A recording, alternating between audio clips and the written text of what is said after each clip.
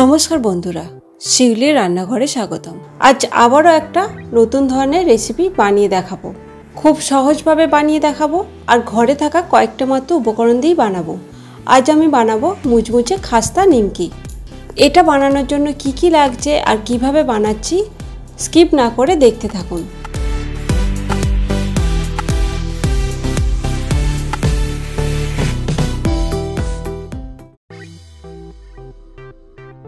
মুচমুচে নিমকির জন্য আমি ময়দা নেব। আমি এই বাটি 1.5 বাটি ময়দা নিলাম। এবার এতে দিয়ে দেব কালো জিরে, গোটা জিরে, জোয়ানটা একটু হাতে এরকম করে ঘষে দিয়ে দেব, লবণ, আর দিয়ে দেব সাদা তেল ময়মের জন্য। আপনারা চাইলে এটা ঘি দিয়েও বানাতে পারেন, সাদা তেলটা একটু বেশি লাগবে। এবার এইগুলোকে ভালো করে মাখিয়ে নিতে হবে।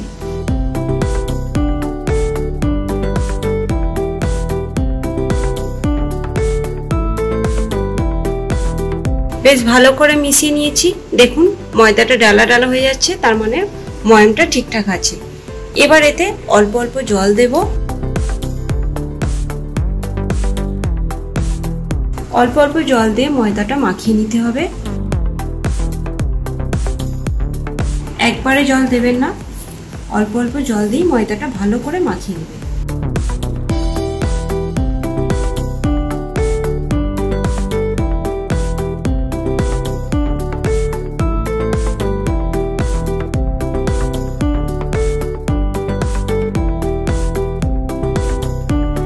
ময়দাটা বেশ ভালো করে মাখিয়ে নিয়েছি।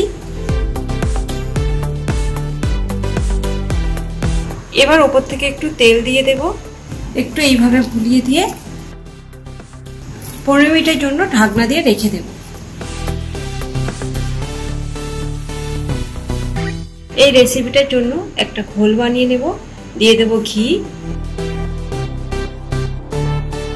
আপনারা ঘিয়ের পরিবর্তে সাদা তেলও দিতে পারেন।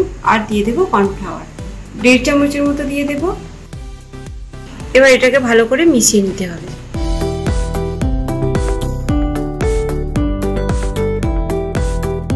এটা আমার বানানো হয়ে গেছে। একটু পাতলা লাগছে, কিন্তু এটা বসে গেলে ঘন হয়ে যাবে। 15 মিনিট পরে ফিরে এলাম। দেখুন ময়দাটা কতটা নরম হয়েছে।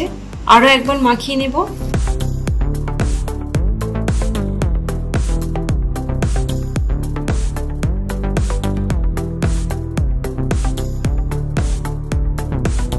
ভালো করে মাখিয়ে নিয়েছি। এবার এর থেকে কয়েকটা লেচি কেটে নেব। কয়েকটা লেচি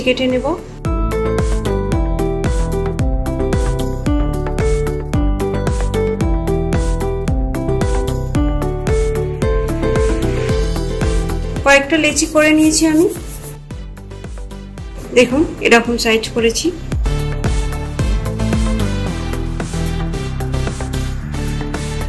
এবার আমি এগুলোকে বেলে নেব। প্রথমে একটু আটা ছড়িয়ে দেব। একটা লেচি নেব, নিয়ে এটাকে রুটির মতো বেলে নেব। হাত দিয়ে একটু বড় করে দেব। এবার এটাকে রুটির মতো একটু পাতলা করে বেলে নিতে হবে।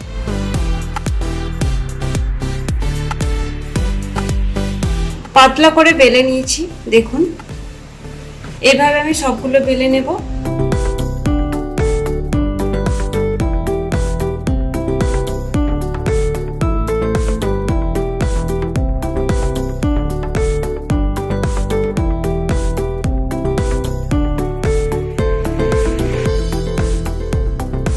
আমি সবকটা বেলে নিয়েছি। প্রথমেই একটা রুটি নিয়ে এতে দিয়ে দেব। এবার যে গোলাটা বানিয়েছিলাম এটা রুটির উপর ভালো করে লাগিয়ে দেব।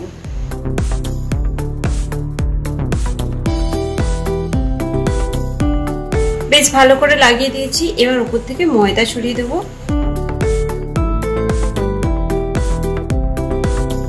উপর থেকে আরো একটা রুটি দিয়ে দেব। যদি ছোট থাকে সাইড থেকে এরকম ভাবে বাড়িয়ে দেবে।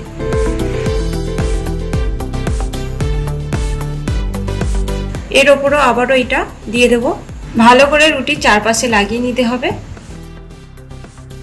আপনারা চাইলে হাত দিয়েও লাগিয়ে নিতে পারেন। আবারও ময়দা ছড়িয়ে দেব। এটা নিয়ে 3 নম্বর লেয়ার হচ্ছে, মোট আমি 5টা লেয়ার দেব। এর উপর আবারও লাগিয়ে নেব বেশ ভালো করে, 4-5টা তো দিতেই হবে। আমার 5টা লেয়ার দেয়া হয়ে গেছে।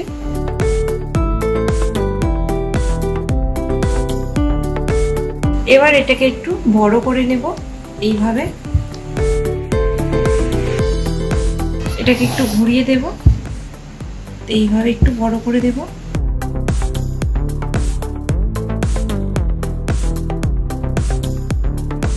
এবার এটাকে একটু ভাঁজ দিয়ে দেবো এইভাবে। এবার একটু দিয়ে দেব, একটু ময়দা ছড়িয়ে দেব। আবারও এদিক দিয়ে ভাঁজ দিয়ে দেব, এর উপরে একটু লাগিয়ে নেব। আবার একটু ময়দা ছড়িয়ে দেব। এবার এটাকে এইভাবে মোড় দেব, দিয়ে আর একটা ফোল্ড করে দেব। এই হয়ে গেল আমার। এবার একটু হাত দিয়ে চাপ দিয়ে বড় করে নেব। এবার এতে একটু ময়দা ছড়িয়ে পাতলা করে একটু বেলে নেব।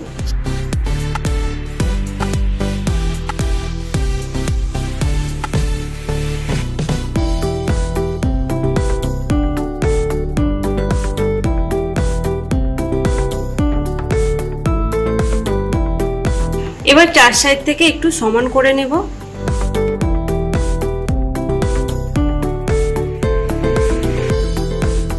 এই সাইডটাও একটু সমান করে দেব।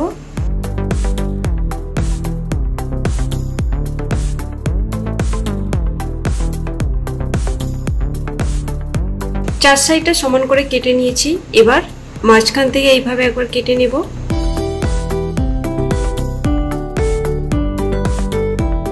এবার এর হাফ করে দেব।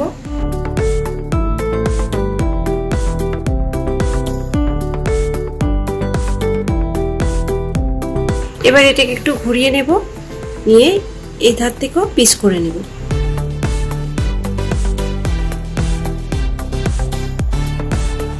ছুরিটা একটু বসিয়ে বসিয়ে দিতে হবে, তা নাহলে তলারগুলো আর ঠিক হবে না।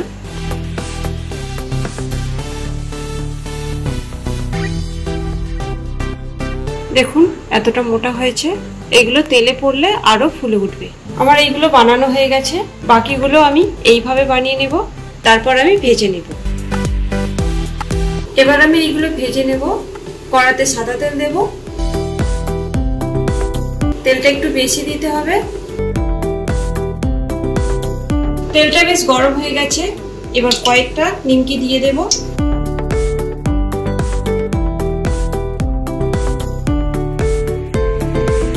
গ্যাসের আঁচটা লো টু মিডিয়ামে রেখে এগুলো ভেজে নেব।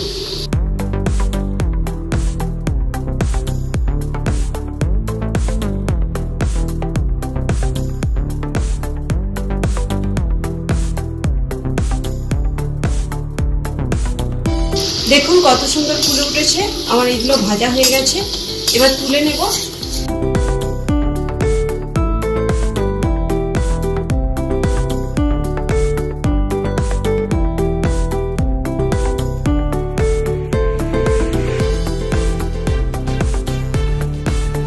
বাকিগুলো আমি এইভাবে ভেজে নেব।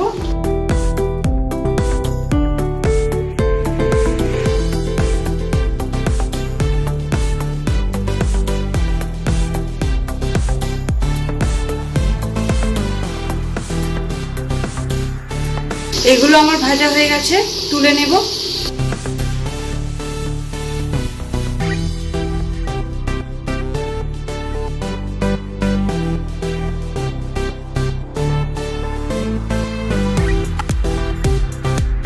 দেখুন কত সুন্দর ফুলে উঠেছে। আবার সব নিমকিগুলো ভাজা হয়ে গেল। এবার এইগুলো গরম গরম চায়ের সাথে বা বিকালে সন্ধ্যের দিকে মুখরোচক হিসেবে ভালো খেতে পারেন।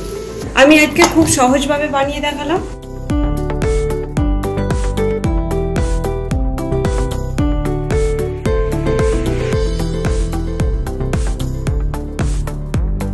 বাড়িতে এইভাবে অবশ্যই বানাবেন।